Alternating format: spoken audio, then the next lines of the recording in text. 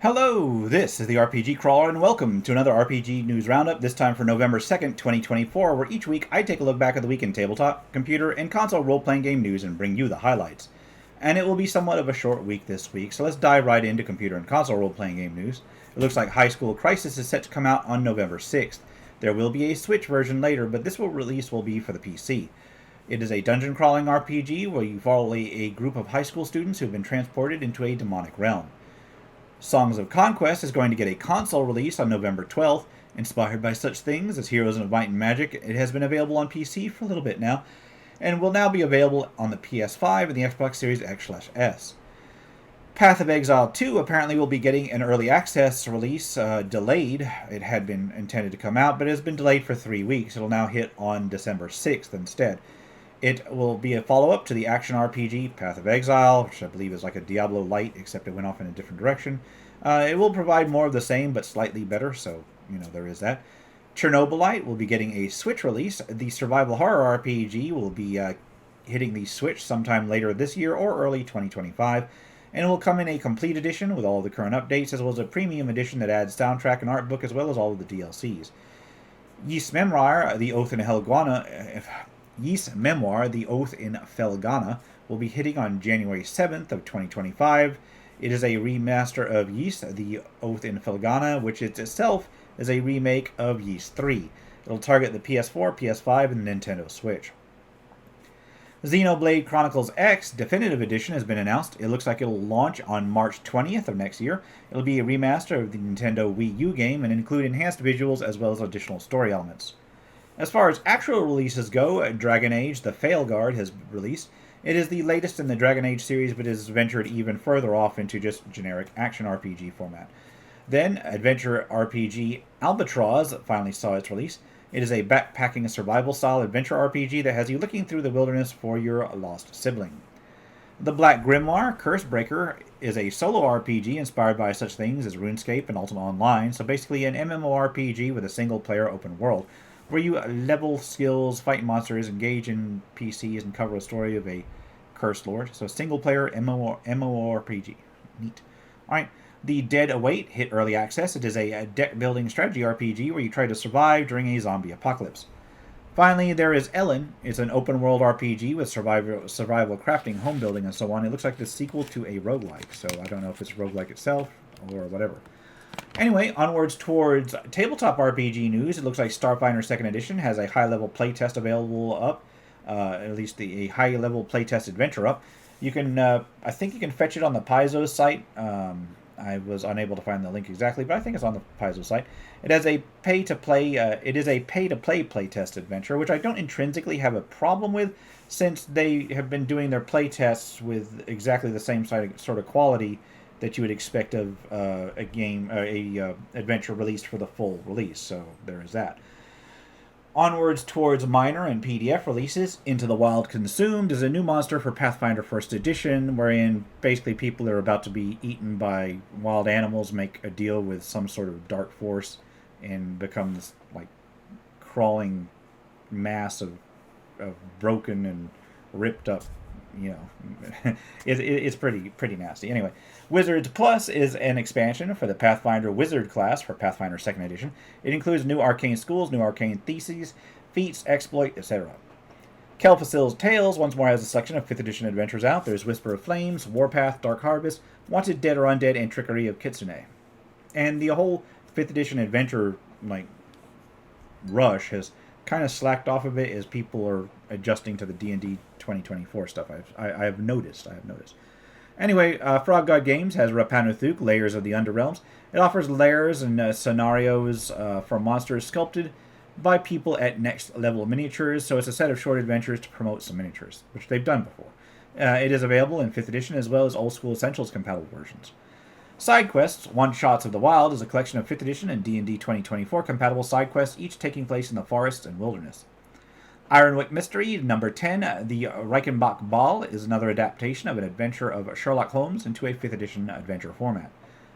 Goblins of Beetle Hollow is a 5th edition offering that deals with various goblins, including new goblin subraces, various goblin creatures, a miniature campaign setting, some new magic items, and so forth.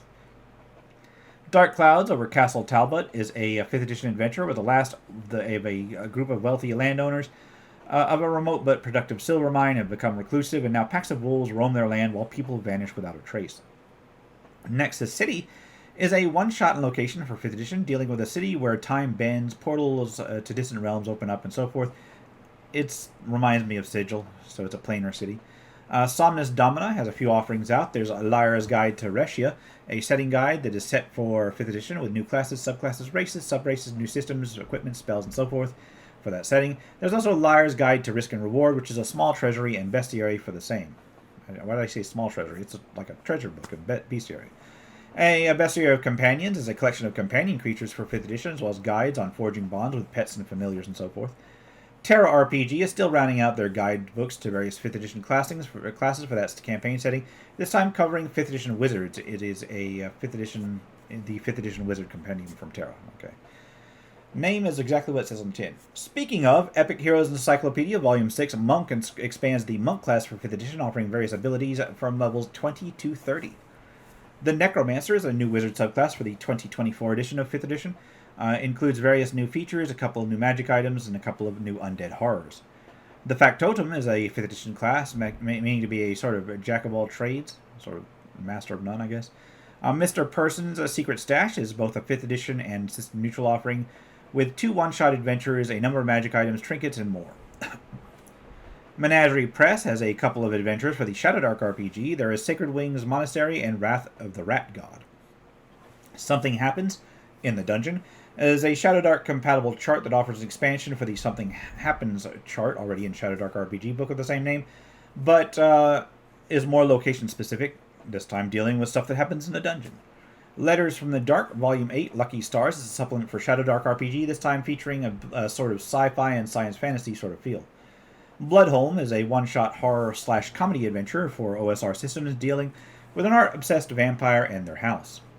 Westgate Adventures Module Monster Compilation is an OSR-compatible collection of monsters from all of the Westgate Adventures products in both OSRIC and OSE formats, as well as guidelines for adapting them to other OSR systems.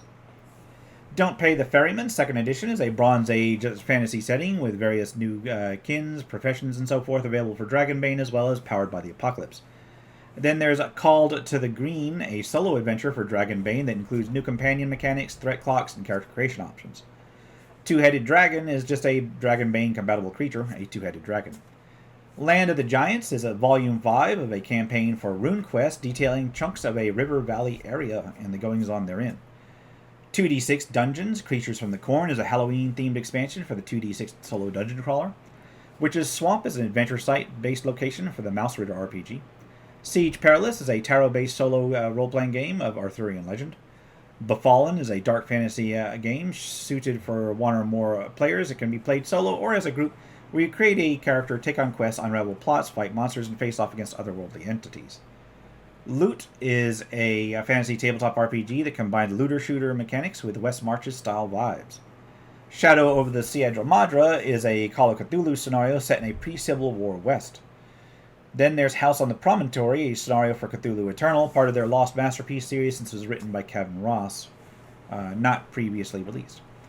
Polynomus and the Stalker are a pair of monsters for Call of Cthulhu, and I have no idea how to pronounce that. The Magnus Archives RPG from Monte Cook Games deals with an institute that collects statements over supernatural anomalies and must catalog and research these incidents. They have the player's guide offering the character-facing options for the game. Manchester by Night is a city source book and a set of adventures for Vampire the Masquerade, exactly what it says on the tin. And then there's Sabbat the Schism, a lore book for Vampire the Masquerade. It brings the Sabbat into 5th edition. Blight and Blood is a mystery for the Vaesen RPG dealing with a great famine in Ireland. Darkest Hour is a horror tabletop RPG designed for one-shot horror scenarios that can be played either GMless or with a GM. Renegade Game Studios has a couple of scenarios for the Power Rangers RPG. There's a Recipe for Disaster and Tenga Temple. Warhammer 40,000 Roleplay, Imperium Maledictum, Diagnostica Obscurus, covers 3 technician NPCs for Warhammer 40,000, each one fully fleshed out. Quick and Dirty Vehicle Combat Rules for Travelers, a set of vehicle combat rules for Travelers sci-fi adventure RPG written with a kind of proto-traveler or early traveler spirit in mind.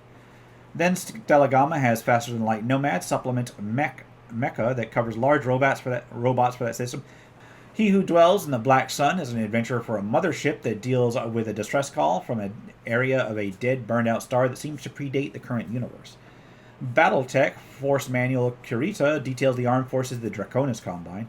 Finally, there is Ephemeris 2.0, a science fiction role playing game offering various character classes, various species, pretty much everything you need to play in a sort of sci fi open game. With that, let's move on to crowdfunding campaigns. Remember that contributing to a crowdfunding campaign should be done only at your own risk. Doing so is no guarantee of even receiving a product. I mentioned here is not endorsement, but is for informational purposes only. And this week, a couple of computer and console campaigns caught my eye. There is the Erebus Accord. It looks like that wants to be a pixel art style, lore-rich action RPG where the vaults of mysterious facility have been breached to let horrors on the loose. Word to Angel will be an indie RPG inspired by Undertale, where some friendly angels and humans try to restore balance and harmony everywhere. Bereaved Soldiers of Fate looks like it wants to be a fast-paced, turn-based RPG using RPG Maker MV. Onwards towards tabletop campaigns, A Lifetime of Adventure will be a collection of 66 adventures for various fantasy RPGs from Frog God Games and Necromancer Games past that can be mixed and matched. I don't know if this is just trying to clear out their inventory or trying to get eyes back on some of these classic adventures, but such as it is. Figgy Puddin' Steals Christmas will be a Christmas-themed dungeon crawler adventure for 5th edition Pathfinder and Shadowdark. Expanded... Oh, man, Christmas adventures already. Okay, anyway. Expanded Adventures will be a new collection of 3 one-shot adventures for 5th edition, suited for new players. There will be Demon of Garden, Pride of the Sea, Pride of the Sea, and Crown and Dagger. And yeah, I'm sorry about the Christmas stuff. It's every year it just seems to get earlier and earlier, which I admit is better because like we were still doing Halloween Kickstarters like last week, so there's that.